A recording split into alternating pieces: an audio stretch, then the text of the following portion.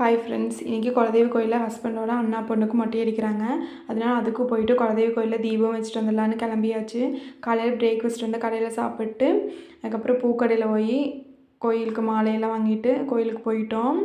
அங்கே போய் தீக்ஷித்தும் அவங்க அக்காவும் மரமேறமாக விளையாண்டுக்கிறாங்க பாருங்க. எங்களுக்கு முன்னாடியே அவங்க போயிட்டாங்க கோயிலுக்கு பொங்கல்லாம் வைக்கணும்னு சொல்லிட்டு. பொங்கல் வச்சாச்சு, மொட்டை அடிக்க ஆரம்பித்தாச்சு. பாப்பாவோட தலையிலேருந்து பூ கீழே இருந்துச்சு, அதை பார்த்துட்டே உட்காந்துட்டான். தலையில் கத்தி வச்ச உடனே எல்லா குழந்தையும் அழுகும். இவள் அழுகவே இல்லை. ரொம்ப நேரம் கழிச்சு கொஞ்சம் நேரம் தான் அழுதான். மொட்டை அடிக்க அவங்க மாமாவோட கன்னத்தில் கட்டெரும்பு ஏறிடுச்சு. அதை எடுத்து தொட்டு சொன்னால் கீழே தள்ளி விட்டார் பாப்பா மேலே. அதுக்கப்புறம் நிறுத்த சொல்லி எடுத்துட்டோம். மறுவழியாக மொட்டை அடித்து முடிஞ்சாச்சு. சந்தனமெல்லாம் பூசியாச்சு, விளையாண்டுக்கிறான்.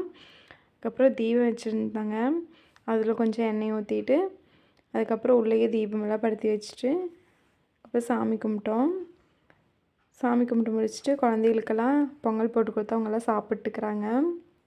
நாங்களும் சாப்பிட்டு அப்புறம் எங்கள் அப்பா வீட்டு குலதெய்வம் வந்து ரயில்வே கேட்க்கு உள்ளே போகணும், காரண பெருமாள்.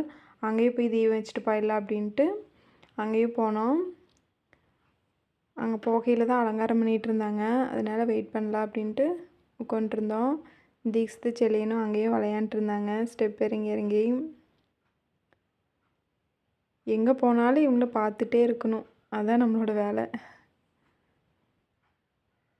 அப்புறம் தீபம் அங்கேயும் பருத்தி வச்சுட்டு பெரிய தீபத்துக்கு எண்ணெய் ஊற்றிட்டு உட்காந்துட்டு இருந்தோம். அப்புறம் அங்கே ஒரு செட்டு விளையாடுற கால் கிடச்சிட்டாங்க, இங்கேயும் ஒரு செட்டு விளையாடுற கால் கழிச்சிட்டாங்க. இவங்க 2 பேரும் விளையாண்டுருந்தாங்க அவங்க கூட. அதுக்கப்புறம் பூஜையாச்சு, சாமி கும்பிட்டு அதுக்கப்புறம் அன்னதானம் போட்டாங்க. நாங்கள்லாம் வாங்கி அவங்க பசிக்குது நாங்கன்ட்டு அவங்களுக்கு ஊட்டி விட்டு நாங்களும் சாப்பிட்டு அதுக்கப்புறம் லாஸ்ட்டாக வந்தால் வீடியோ எடுத்தேன். அதனால் எல்லாம் காலி ஆயிடுச்சு. இவங்க தான் லாஸ்ட்டாக சாப்பிட்ருந்தாங்க. அப்புறம் கிளம்பிட்டோம். வர வரல ஜூஸ் கேட்டாங்கன்னு ஆளுக்கு ஒரு முலாம்பழம் ஜூஸ் குடிச்சிட்டு வீட்டுக்கு வந்தாச்சு.